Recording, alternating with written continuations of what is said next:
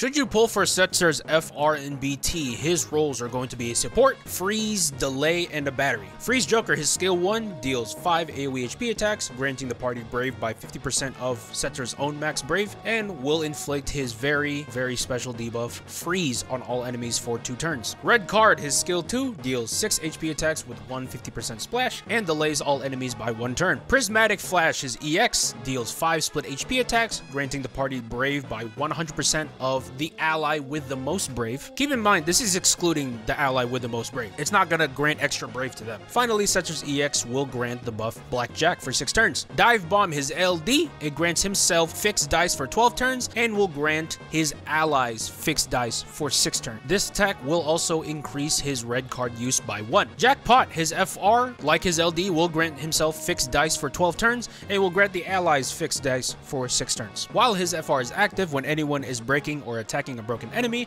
they getting a party HP cap up of 50%. Let's talk about Setzer's BT. A lot of people rave about this BT. Let's get into why. When it's activated, it will grant a randomized turn length from 6 turns all the way to 12 turns. It will grant the party an HP cap up of 30%. Everyone in the party has a 70% chance to deal max HP damage per HP attack. This is a 70% chance every single HP attack that is given. Setzer's buffs and debuffs. Freeze will make it so enemies cannot increase their Brave at all. Blackjack, his buff, will grant himself Brave regen by 150% of his initial Brave. And Fixed Dice, his very special buff that he grants to himself and the party, it will give the party a likelihood chance to deal rainbow damage for all of their Brave attacks. And given how many turns the buff still has, that chance will change. At 7+ turns left, you're getting a 70%. 4 to 6 turns, you're getting a 50%. 3 turns left, you're getting a 40%. 2 turns left, you're getting a 30%. The buff is 1 turn left, you're getting a 20% chance to deal rainbow damage. Setzer's Force Conditions, you're getting a 30% whenever enemies are in break state or if their Brave is 0, and you're also getting a 40% chance whenever anyone is dealing at least 9,999 Brave damage in 1 hit. Setzer's Pros, if you have good RNG, which is not me by the way, and Setzer's BT does get to 12 turns, it becomes easily one of the best bursts in the game, if not top 3. Even if you're like me and you have horrible RNG, Setzer at 6 turns still does really good. It'll help you bypass many defense mechanics. Again, the max damage chance is calculated for each HP attack. It's not for the attack overall. So even if your RNG is in the gutters, it is pretty much guaranteed that at least some of your HP attacks will be dealing max damage. One amazing thing to note with Setzer's BT effect, if Setzer isn't the one moving,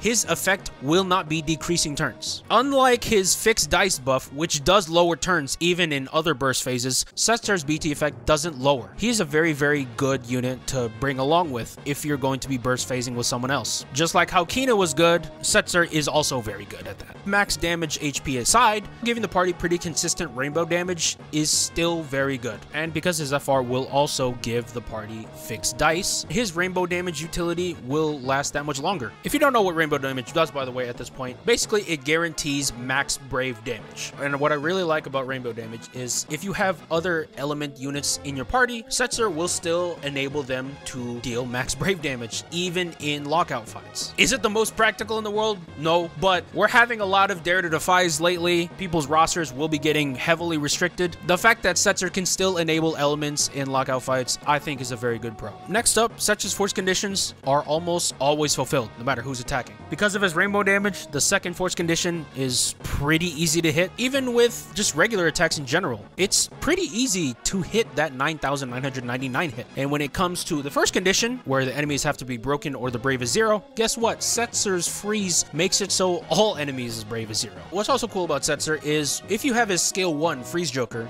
it's actually a very fast move. If you don't have any other farmers, if you don't have Snow, if you don't have VV, Setzer is a pretty good option at farming. Moving on to Setzer's cons. Even though he's the king of RNG, he unfortunately cannot fix banner RNG, and my gem pools are still gonna suck. I'm still gonna be pitying the FR, I'm still gonna be pitying the BT. Well, that's not gonna get fixed. All seriousness aside, one con that I do have with Setzer is the fact that you don't have very many uses for his skill 1. I understand that Freeze Joker is a very broken move, but it still is a bit inconvenient that it lasts so short. One thing with his fixed dice buff that everyone who's used him is very aware of, it will decrease even in burst phases. Is Setzer's BT recommended?